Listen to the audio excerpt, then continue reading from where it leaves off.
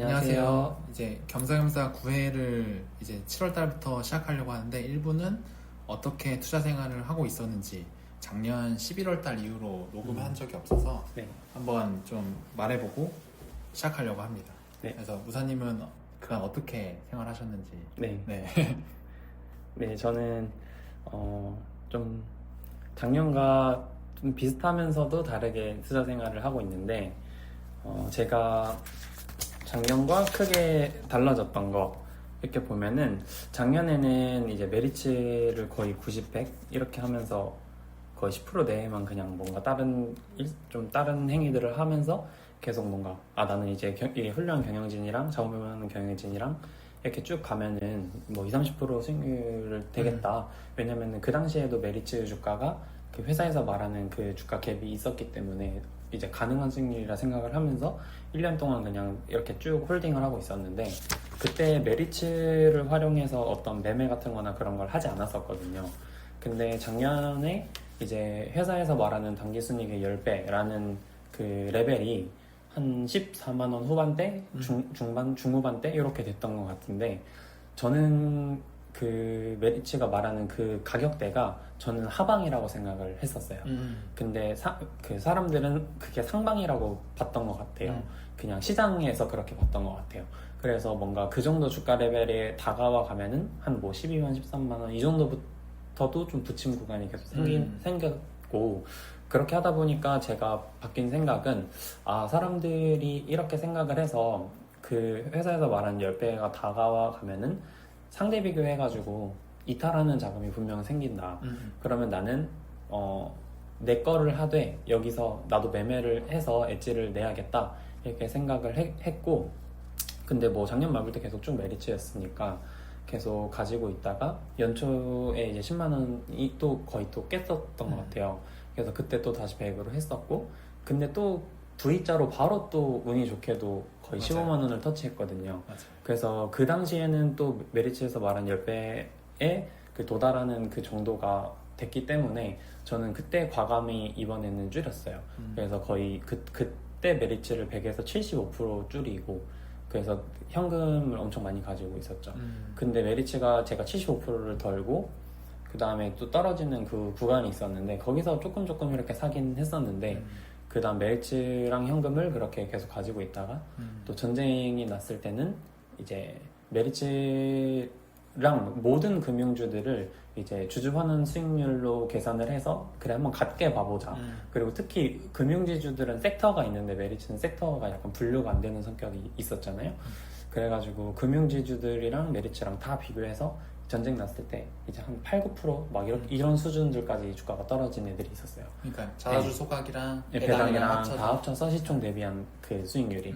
그래서 그때 그래 같게 보자 해가지고 메리츠랑 하나금융지주를 다시 또 담았었고 그렇게 해서 하나금융지주는 또 오르고 메리츠는 또 내리고 이런 구간이 있어서 하나금융지주를 또 팔면서 메리츠를 더 사고 이렇게 대박이네. 이렇게 했었고 그 다음에 그 전쟁에서는 되게 하루하루 바뀌는 어떤 전쟁 그런 양상 때문에 자꾸 원유 관련된 주식들이 튀고 급하게 빠지고 이런 구간이 있었는데 그 당시에는 이 전쟁 같은 이슈가 단기간에 끝날 것 같지 않았기 때문에 그때는 이제 포스코 인터내셔널이랑 SK가스가 그거에서 가장 정직하게 움직인 기업이었거든요. 그래가지고 이게 뭔가 좀 평화 모드가 될 것 같다고 하면 나는 이게 평화 모드가 바로 안 될 것 같았기 때문에 그리고 또 제가 생각하는 밸류 하단들에 있었어요.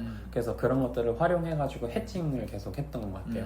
그래서 그 변동성 구간에서는 제가 하는 것 외에 좀 일정 부분은 해칭을 하면서 그렇게 대응을 했었고 그러면서 계좌 변동폭을 계속 줄이면서 가져왔었고 그리고 실적 시즌이 다 지났잖아요.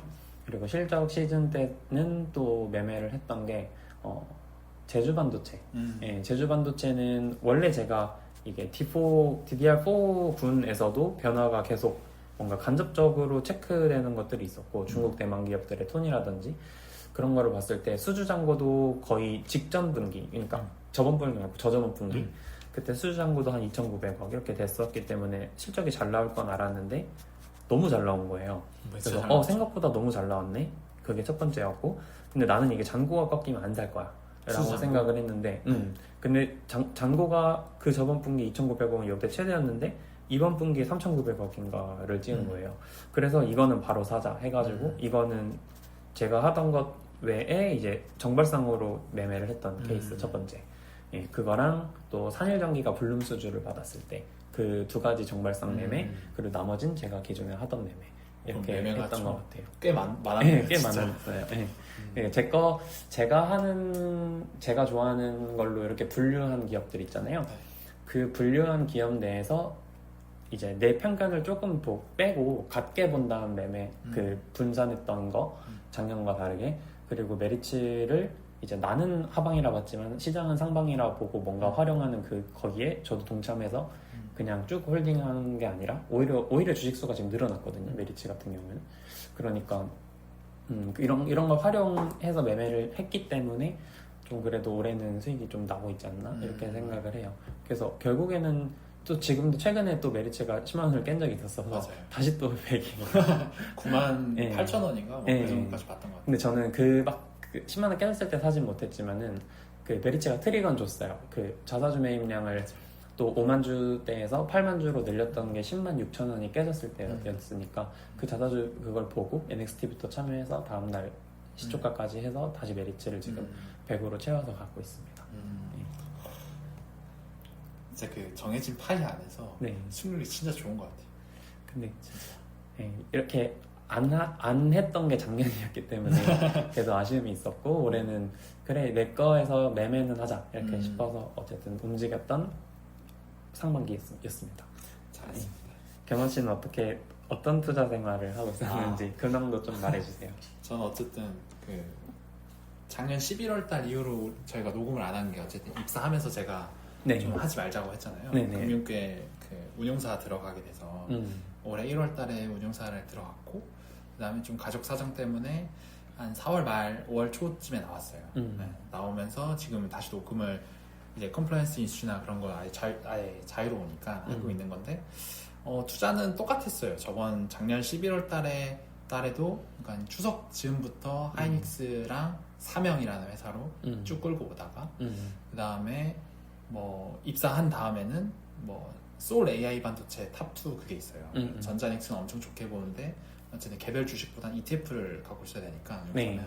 그거를 많이 갖고 있다가 그 다음에 퇴사한 다음에는 다시 또 뭐 전자랑 닉스 갖고 있다가 실적 발표할 때는 제주반도체로 네. 다시 몰고 그 다음에 제주반도체까지 이렇게 계속 모은 이유는 어쨌든 저는 그러니까 사람들은 막 그런 얘기 하잖아요. 막 전자닉스가 가장 성장률도 좋은데 퍼가 가장 낮다. 근데 저는 퍼는 영원히 가장 높을 수는 없다고 생각하거든요. 가장 높으면 뭐 한 3경 막 이렇게 가야 될 텐데 그건 안 된다고 보고 어쨌든 그로스가 올해 2분기까지는 가장 높은 주식이었어요. 제가 생각할 때. 전 세계적으로 뭐 샌디스크 이런 애들도 높지만 우리나라에서는 전자닉스만한 그로스를 낼 수 있는 기업이 없다고 생각했는데 제주반도체 실적 발표를 한 날에는 그 주에 피델릭스랑 파두라는 페미스도 실적 발표했었거든요. 걔네를 통해서도 얼추 제주반도체도 어느 정도 좋게 나오겠구나 라는 생각을 했는데 더 좋게 나온 거예요.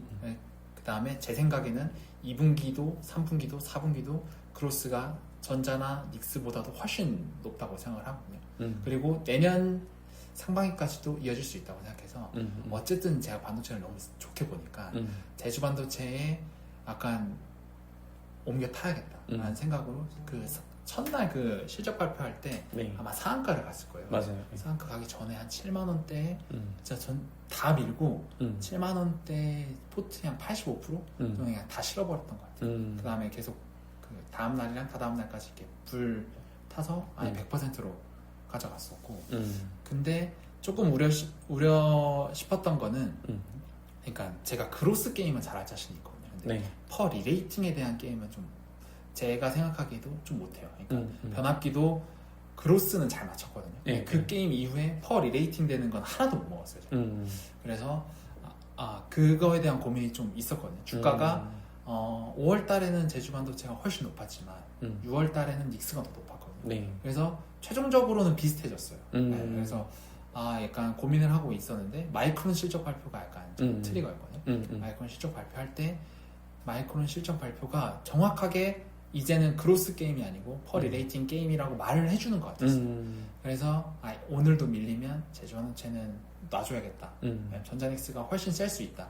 라는 생각으로 약간 그 닉스를 많이 샀고 그 다음엔 마이크론 컨퍼런스 콜 때도 그 SSD 라인 하나 뺐다고 했거든요. 그 다음에 삼성전자도 올해 1분기에 2개 정도 라인 뺐고 그러니까 샌디스크는 더 좋겠구나라는 생각으로 이제 닉스랑 샌디스크밖에 없어요. 그래서 지금은 이렇게 가고 있습니다. 그 이제 최근에 이제 정발상에 동참한 사례 제가 산일전기랑 제주반도체 이렇게 말했는데 제가 이때 제 게임으로 이제 분류하는 것 외에 이것도 이제 정발상이 펼쳐지면은 그날을 기점으로 그날보다 아래로 내려면 안 되잖아요. 그렇죠. 네, 그 심리가. 그래서 저는 이제 결국에는 같은 게임으로 나는 취급을 해서 두 가지를 하겠다 이렇게 봤던 건데 그 끌고 나가는 힘 그 기준에 대해서는 저는 되게 타이트하게 봤었잖아요. 그죠. 네, 그렇게 해가지고 저는 이제 산일이든 제주든 사실은 이런 대시세를 주는 정발상 이제 주도주가 되는 그런 정발상에서는 조금 나이브한 기준을 가지고 가겠지만은 저는 이런 것들을 홀딩을 잘 못했어요. 그래가지고 저는 5일선을 기준으로 이렇게 봤었고 그걸 깨져서 이렇게 팔았었는데 겸하 씨는 그래도 조금 이제 좀 통용되는 기준이라고 해야 되나? 그런 것들을 이렇게 기준 해가지고 계속 홀딩을 했는데 저는 이제 마음이 계속 조금 불안하더라고요. 왜냐면 우리 저번에 서울 가서 모임했을 때도 그 형님들한테 제가 제주반도체를 가지고 있었지만 그 사실은 이 사이클의 핵심은 D4나 이런 애들은 아니기 때문에 내가 그런 것들이 깨졌을 때 마음이 이제 움직이더라, 좀 흔들리더라. 그래서 어떻게 좀 겸하신 홀딩을 했냐 이렇게 이런 거를 물어봤었거든요. 그러니까 저는 그 생각이에요. 5일선이 약간 5일선이 기준이 되는 것들은 제가 차트를 많이 본 건 아니지만 그래도 많이 봤거든요. 갭에 대한 이해도 하려고 갭 뜬 것들도 2020년도부터 차트를 웬만하면 다 보고 그렇게 했는데 5일선에 대한 기준은 생각보다 내러티브가 정말 강한 종목들 로봇이나 아니면 뭐 올해 초에도 뭐 광 관련된 약간 뭐 8배 이상 오르는 종목들 있잖아요. 아니면 뭐 원전 관련해서도 건설 특히 뭐 대우건설 같은 경우에도 딱 5일선을 보면 그렇게 내러티브가 정말 강한 애들은 그걸 타고 쭉 가거든요. 근데 생각보다 내러티브는 그렇게 엄청 강하지 않지만 약간 EPS랑 같이 동반되는 주도주 같은 경우 실제로 지금 전자닉스 같은 경우엔 제주반도체도 그렇죠. 이런 경우엔 21선 아니면 5주봉을 약간 크로스될 때가 많거든요. 실제로 전자닉스는 지금 3월달 조정 이후에 5주봉을 한 번도 깬 적이 없어요. 이번 주도 그렇고. 그래서 약간 그거를 저는 기준으로 더 많이 보는 것 같아요. 근데 그게 딱 5주봉 아니면 21선이 일반 사람들에게도 생각했을 때 딱 한 달이라는 그 약간 한 달 평균이니까 좀 이렇게 와닿지 않나 생각을 해요. 그 막 랠리를 이제 시작한 애들 중에서 저도 이제 뒤로 돌아가서 많이 이제 사례들을 찾아보려고 이렇게 봤었는데 이제 약간 누가 봐도 약간 온 전율이 돋으면서 정발상이 날 때가 있잖아요. 예전 뭐 삼양식품, 실리콘투 약간 이런 애들. 근데 저는 이 정도 급들은 아니었기 때문에 자꾸 좀 타이트하게 계속 대입했던 것 같아요. 그냥 미니게임으로 취급을 했어요. 그쵸, 사실은. 예. 그렇게 해서 대했던 것 같은데 뭔가 앞으로는 이제 제 것들도 이제 하지만은 이제 사실 근데 정발상도 제 게임 중에 일부가 되긴 됐거든요. 근데 이렇게 계속 시장을 계속 관찰하면서 이런 게임이 펼쳐질 때 계속 좀 참여하려고 노력을 많이 하긴 할 것 같아요. 예. 그리고 그 차트 얘기하니까 최근에는 진짜 그 트레이딩 책을 많이 보고 있거든요. 네. 근데 그 주식 투자의 정석인가 뭐 추세 추종 관련해가지고 그 쓴 책이 한 권 있어요. 네. 그 책이 있는데 거기서도 얘기를 했던 건 그러니까 변수치가 많은 지표는 쓸모가 없다 라는 식으로 얘기를 많이 해주거든요. 그러면서도 변수치가 없는데 지금까지 통용되는 게 터틀 트레이딩을 말씀하시더라고요. 터틀 트레이딩 손절 라인 정해져 있고 네. 21선도 올라가면서 손절 라인 이렇게 올라가는 거잖아, 어쨌든 정발상이. 약간 그런 것처럼 약간 차트는 변수가 없이 그냥 누구나 볼 수 있는 약간 직관적인 것만 해야 되는 것 같아요. 근데 엄청 공감되는 것 같아요. 그 변수가 있는 지표는 이제 의미가 없다는 게. 그 변수가 사실 끄면 곱셈이잖아요. 그쵸. 확률이 똑똑 떨어지잖아요. 그쵸. 그거 완전 와닿는 말인 것 같아요. 그래서 저는 이제 가치 투자를 하지만은 예전에 저희 투자 초창기에는 막 이런 만약에 차트 같은 걸 얘기를 하면은 그냥 나는 안 본다 아니면 못 본다 관심 없다 이렇게 했었는데 이거 투자를 계속 하다 보니까 결국에는 내 기업에서도 그 일이 펼쳐지잖아요. 차트에 유의미한 현상들이. 그래가지고 약간 그렇게 시작을 했지만 지금은 그래도 차트를 많이 좀 보이게 되는 것 같고 그 시장 참여들의 생각을 읽으려고 하는 것 같아요. 이 사람들이 이쯤에서는 이런 생각을 할 수 있겠다. 아니면 이런 생각을 하는구나. 이렇게 남의 거라도 이렇게 관찰하고 하는 어쨌든 행위들을 하면서 활용하려고 하고 있습니다. 네. 그러니까 저는 그 생각이 좀 강해졌던 게 약간 그런 예시가 되는 거예요. 제가 지키는 왕국 안에 이주민들이 너무 많이 들어온 거예요. 근데 그 이주민들이 제 왕국 안에 있는 백성들보다 비율이 훨씬 많아졌어요. 예를 들어 백인들만 있는 세상에 우리 약간 동양인들이 많이 들어갔는데 동양인이 70%가 된 거예요. 그러면 제가 만약에 왕이라고 하면 제 종목에 그런 사람들이 많아졌는데 그런 사람들의 의견을 안 쓰고 예전의 방식대로 막 간다? 이거는 망하는 거잖아요. 이 나라가. 약간 그렇게 생각을 좀 바꿔보면 두루두루 공부해야겠다는 생각도 들더라고요. 맞아. 결국에는 내 성공 이제 방정식이 만약에 딱 이걸로 계속 쌓아왔으면은 자꾸 이걸 가다듬게 되잖아요. 근데 제가 느꼈던 거는 저도 그런 성공 경험이 누적돼서 제 투자관이 잡힌 건데 근데 나는 이제부터 이것만 해야지 이렇게 했던 거랑 이것도 하되 시장에서 이런 현상들은 이제 그래도 편견 없이 바라보는 이 태도가 일단 바뀌었을 때 제 계좌도 바뀌고 있기 때문에 맞아요. 그런 거는 확실히 좀 참고를 하게 되는 것 같아요. 맞아요. 그리고 저도 그래서 제가 진짜 좋게 봤던 게 주도주가 되면 비중을 50% 이상 태우는 것 같거든요.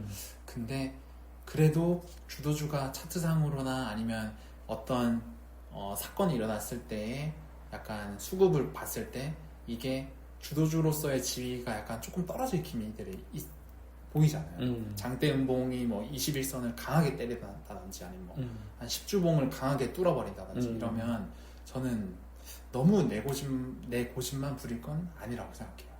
네. 약간 주도주답게 대응을 해야 되지 않나. 맞아. 그때 주도주는 주도주답게 대응한다. 네. 이게 와닿는 것 같아요. 약간 그게 중요하다고 점점 생각하는 것 같아요.